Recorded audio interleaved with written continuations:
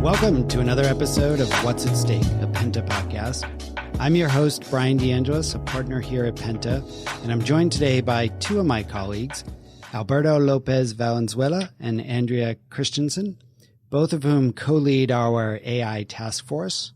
Alberto is our senior partner at Penta, sitting in our London offices, and he's the managing partner of Penta Insights. Andrea is a partner, sits two doors down from me here in Washington. Both of you, thank you for joining us today on the show. Good to be here. We're going to jump into the hot topic of AI. We've talked about it a few times on the podcast. This is a area of policy and even capabilities that has really rapidly emerged as a transformative force. It's reshaping industries, economies, even the very fabric of our society, maybe. And it's hard to believe it's been less than a year since really the arrival of ChatGPT, OpenAI's tool, which kicked off a lot of this interest in AI, made history as one of the fastest growing consumer apps of all time. I think it was something like 1 million users in just 5 days last November. But it has really kind of kick-started a conversation around AI's potential for businesses, some of the questions that are raised from there. Penta has put itself really at the forefront of this movement. We're helping guide business leaders through responsible adoption. We're determining how companies can make these tools work for their stakeholders. We're using a lot of these tools ourselves. So there's a lot to talk about and a lot changing that I'm excited to have the two of you here to help me break it down. Let me start. It was actually timely, right, as we were preparing for this podcast. Axios came out with a new survey that they did with the Generation Lab and Syracuse University's AI experts. And it was focused on regulation and where should this sit in terms of who's going to oversee AI. And as we think about this, it started to be very evident that these are questions that'll steer how Congress thinks about it, how the White House thinks about it. We've already had folks on the show to talk about how the EU thinks about it. And just this week, we're going to see Senator Schumer kick off and continue some of his listening sessions on regulation. He's got experts coming in from Elon Musk and Google CEOs, but even the AFL-CIO president, and of course, Sam Altman, OpenAI CEO, who's been doing a lot of work in Washington. Andrea, maybe I'll start with you since we're starting in Washington. What are we expecting, especially as Congress comes back in the fall, in terms of legislative developments or conversations on AI? Yeah, thanks for the question. And it's really interesting because these listening sessions, these forums that Senator Schumer is kicking off in coordination with a bipartisan small group of senators as well, is really kind of a different way than Congress has approached other issues in the past. And I think a couple months ago, Senator Schumer made a speech where he sort of outlined his thinking on this. And he acknowledged we have to prioritize innovation, but we have to do it in a safe way. And 5 minutes question and answer in a traditional congressional hearing isn't going to get us there. Right. And so this is just a slightly different approach to, I think, deepening the knowledge of lawmakers of what are these technologies capable of now? What could they be capable of tomorrow? What are some of the limitations? What are some of the challenges? And where are we going to control, and bringing in opposing voices and really trying to get deep and granular on these issues? So in terms of legislation, actual regulation or bills, I don't think we're quite there yet. There are bills, right? For sure, yeah. Out there right now, but the approach Schumer is taking is really one of deep understanding so that we do this right. I'm going to skip the question of whether we need a federal Department of AI because I don't think we're there yet. But that was the top choice in this survey, and I guess maybe to spring a different question on you, are we confident Congress is the right place for this to start and where these discussions should be happening, or is it going to need to be broader than that? Well, I think it is broader right now. Congress is doing its work, but you also have the executive branch, the Biden administration. You have executive branch agencies being really thoughtful, putting out frameworks, getting voluntary commitments from private businesses. And you have the private businesses and the innovators really being at the forefront of having some of these conversations. So it is sort of happening in a lot of different areas, which is good, right? It's a marketplace of ideas right now. But I think that Congress's thoughtful approach is smart, because ultimately for something to be sustained over the long term, which AI is here to stay, it's going to need something that's sustained over the long term in terms of a regulatory framework. It's probably best if it comes from Congress. Agreed. We'll need some laws that guide this at some point. How much do you expect industry collaboration to play into this? I mean, they're doing a lot, but it's also quite a number of big names that have a lot of business, maybe good or bad, in front of Congress. How much are they going to be relied on or engaged with to help set policy going forward? Well, looking at kind of the guest list of these forums, I mean, right now, a lot, because they know a lot more about this product. I think that when it comes to questions of bias and how we mitigate concerns about bias, when it comes to questions of competition, which are big questions that Congress has been grappling with for a while, those are more complicated, because the reality is it takes an immense amount of data processing to be able to create a large language model like the ones like Bard and ChatGPT.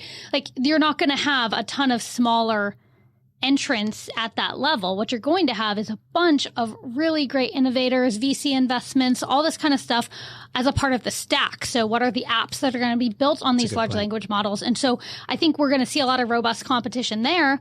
And so I think that it's going to be interesting, because lawmakers are going to have to rely on the companies who have created these products to truly understand them, to figure out a path to innovating or regulating them.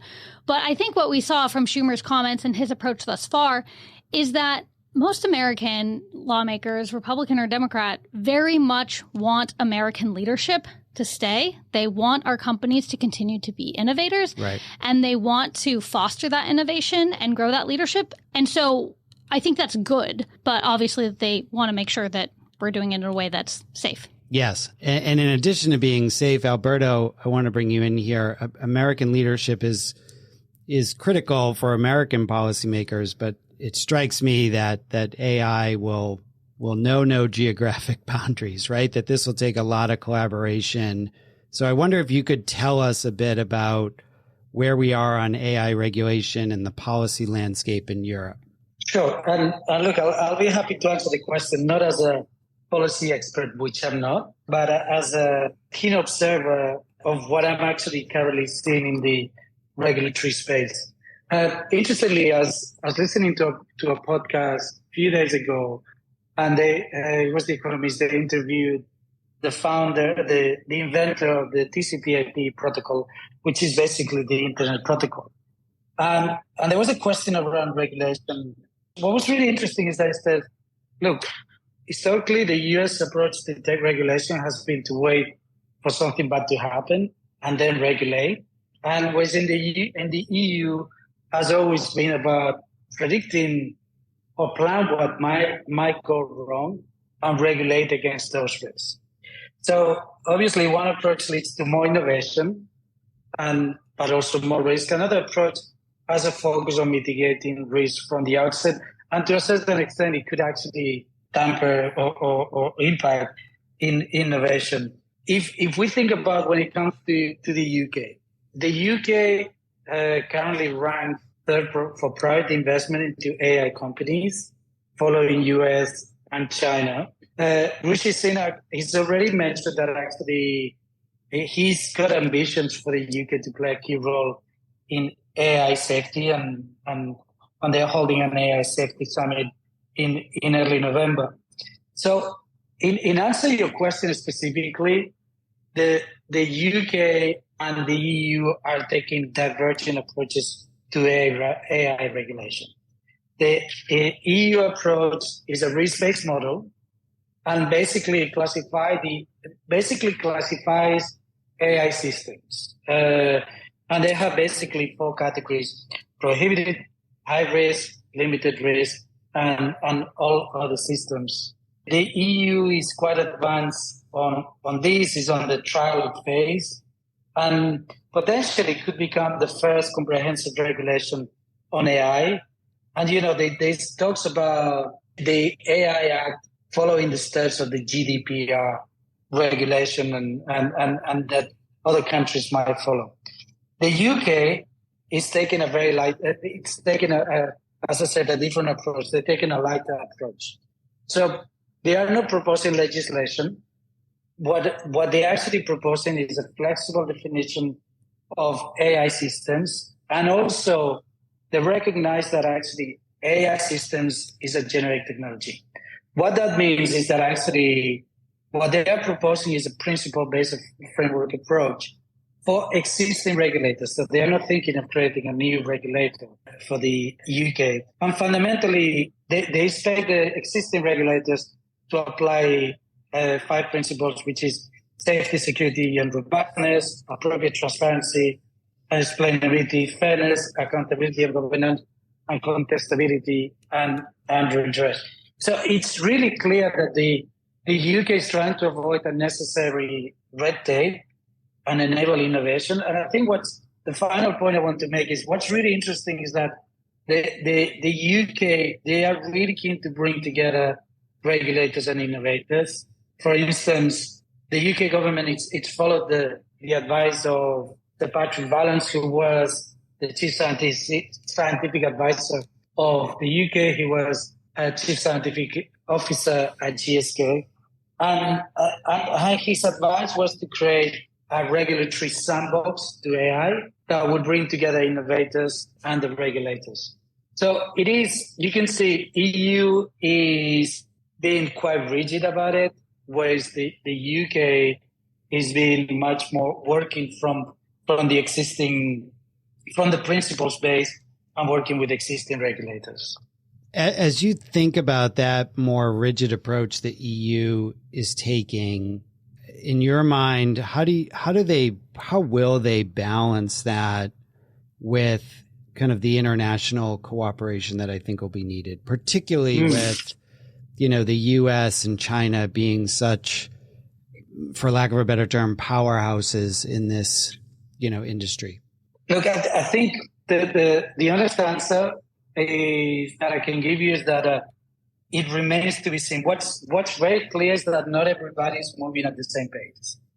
So, for instance, in China, in the middle of July, they published a generative AI regulation, which actually has taken effect on the 15th of August. Since then, China has actually approved 70 LLMs, 70, which and now they flooded the market with these LLMs, which actually it's clear that they're going to be used to develop a flurry of applications. So I think China waited a little bit, but actually they've approved, as I said, they've approved these 70 LLMs, and I think that's really significant. The other thing I would say is that there are many moving pieces that I think we have to be mindful of. Of course, look, the reality is that AI has been around since ARPANET was created. ARPANET was the precursor to internet. So I think to a certain extent the magic of generative AI has actually captured people's imagination, because actually they can do things that actually before they couldn't do, but that actually happens a lot at the consumer level.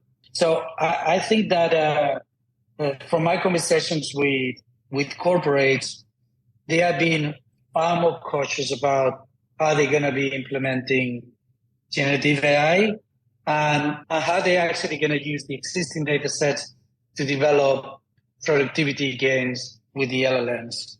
Yeah. One thing that, for instance, is really interesting is that I also saw a masterclass in Stanford University from Professor Andrea, who actually is one of the kind of the leading voices on this, which actually he mentioned that, and this is the point about speed.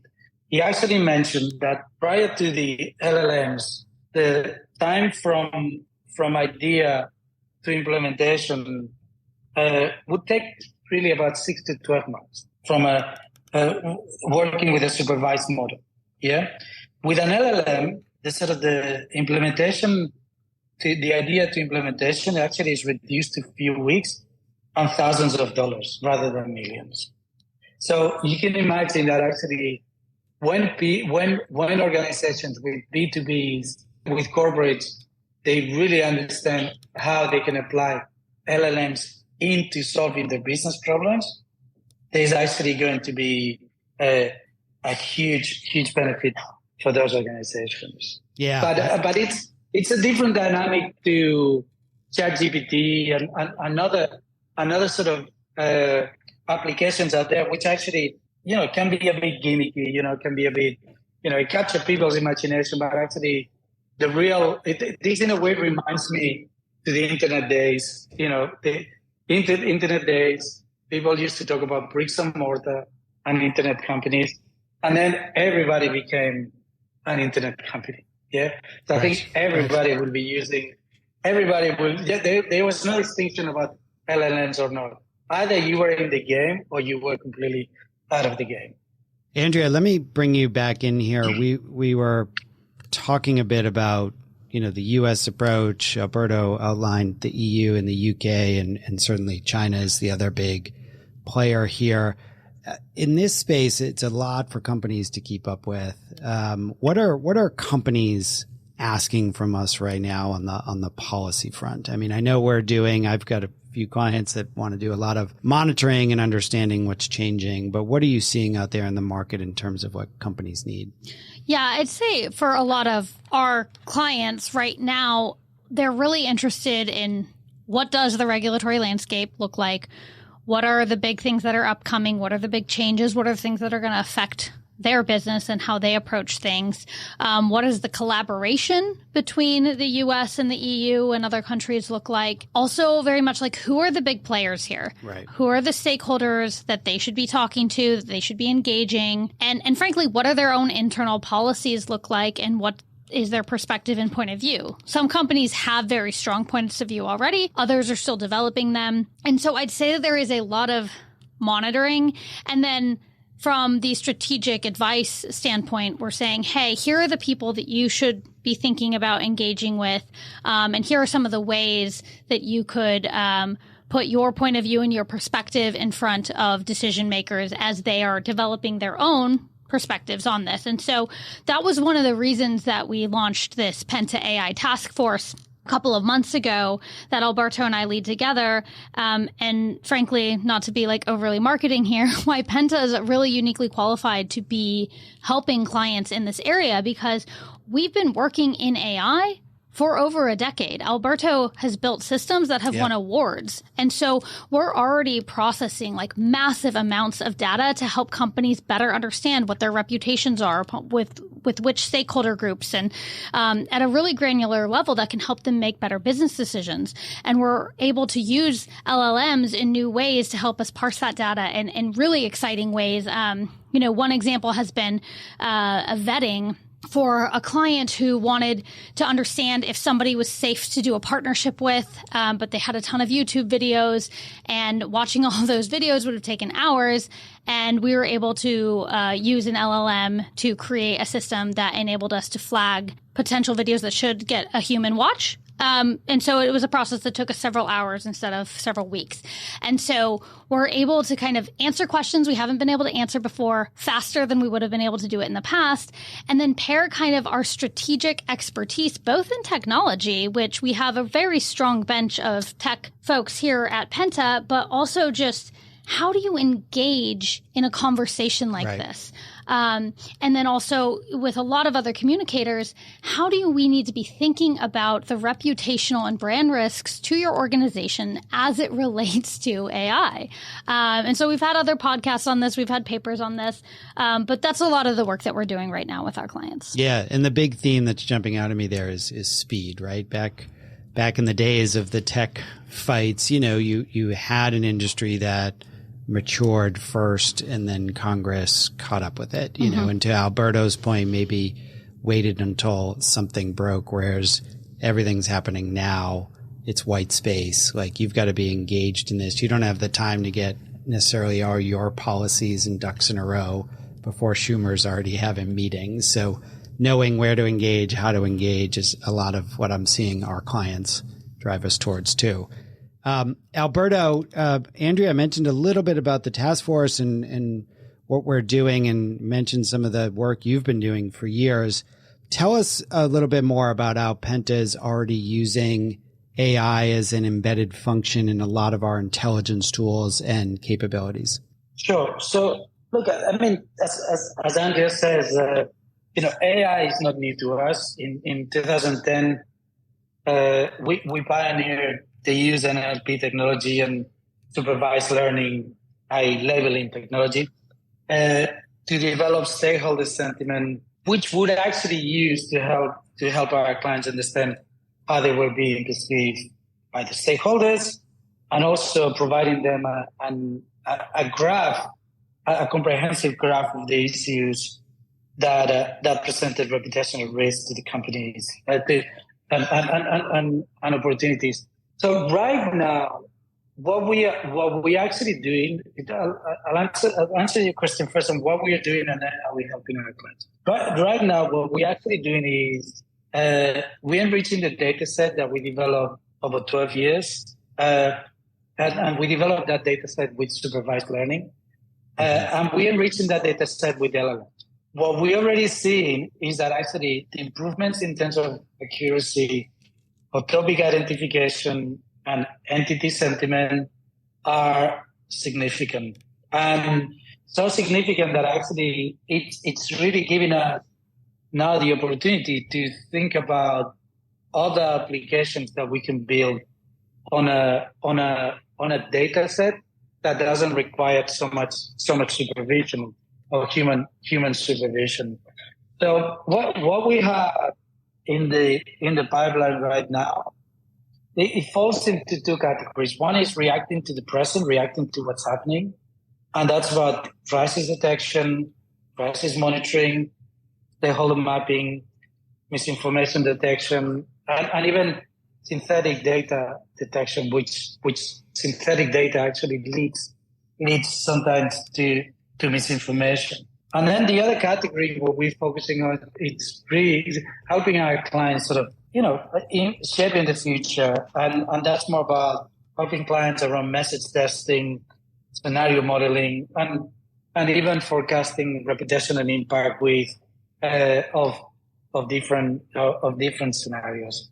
So that's kind of at the high level. But what's very clear for us is that actually the fact that we have that existing data set, it actually gives us an advantage over other organizations that they don't have that data set. Because actually when we develop our solutions, we always develop them with the corporate affairs function in mind. So we have a lot of accumulated learning that we can apply with an enhanced data set. Let me ask, either one of you, I read a report this morning from McKinsey on how the most innovative companies are using AI. And it struck me as something we've talked about a lot and similar to what we're doing. And bear with me here, but the 5 actions they looked at is, you know, having that ability, knowing how to ask the right questions, knowing how to spot wrong answers fast. As you were saying, Alberto, continually building that proprietary data, those data sets, making sure the organizations can learn quickly, and then creating that no human touch to workflows, which, you know, there'll always be humans, I think, in our part of the work, but there is the advantage of how do you remove some of the human element to get at a faster speed that generative AI offers, and then bring it back in at the right time. How do you two, as the chairs of our task force, kind of think about, you know, the way they're talking about how companies innovate, and then how is Penta actually staying on ahead of the curve on a lot of this technology. Again, this was a point that was reinforced on the Stanford class that I saw, which was you need, there's a lot of emphasis on the technology aspect, but also the sort of the domain expertise, the sector domain expertise, or the subject matter expertise. It's actually equally important, because actually that's when you combine technology with sector or with domain expertise, then you can actually apply the technology in a way that actually solves real problems in that particular domain. So I think that that aspect is super important, and we're very lucky at Penta that actually we have hundreds of people that they are experts in different domains, in a wide range of domains, and we also have experts on AI that have been doing this for a long time. So we are very lucky to combine that in the business. I also think that actually what's really important here is it's a culture of innovation. Yes. To actually have, it's not only about having the experts on the tech, but it's also a culture of innovation, a curiosity of to really ask the questions to our clients, to actually understand what is it that they want to achieve, and actually ask those difficult questions that by putting together the tech experts and the domain experts, we can actually do it in a more efficient way and hopefully with more sort of accurate insight. Well, and I'll just add, I think what's really interesting is our clients help keep Penta innovative, right? Because they have these problems that they don't know how to solve. And we're like, well, let's figure out how to solve them. Yeah. And so we have to start asking questions. So, for instance, we pioneered something called text analysis, that we have an amazing media monitoring system. And when you think about how we've been able to use AI to increase the speed of that media monitoring from what was a human-driven effort a couple of years ago, but we still have human oversight to make sure that it's still relevant and you're getting what you need.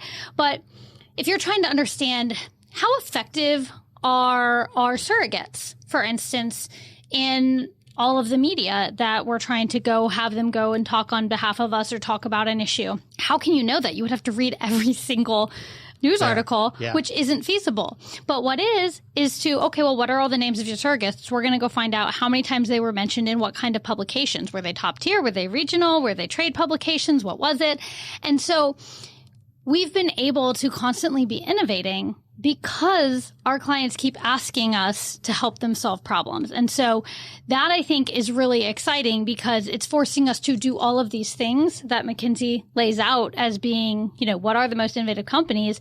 And it's really wanting to solve problems for people. And so it's just really, really fun, I think, to be in that situation. Yeah, it's a great opportunity. The tools Alberto is talking about, the mindset you're talking about, clients they're living in a rapidly changing world, and being in front of those problems and helping them solve them is really what they're looking for in firms and agencies. So I'm going to end this show with, if you're out there and you've got a problem, to call Andrea and Alberto now, because they are on top of this with our AI technology and our problem solving capabilities.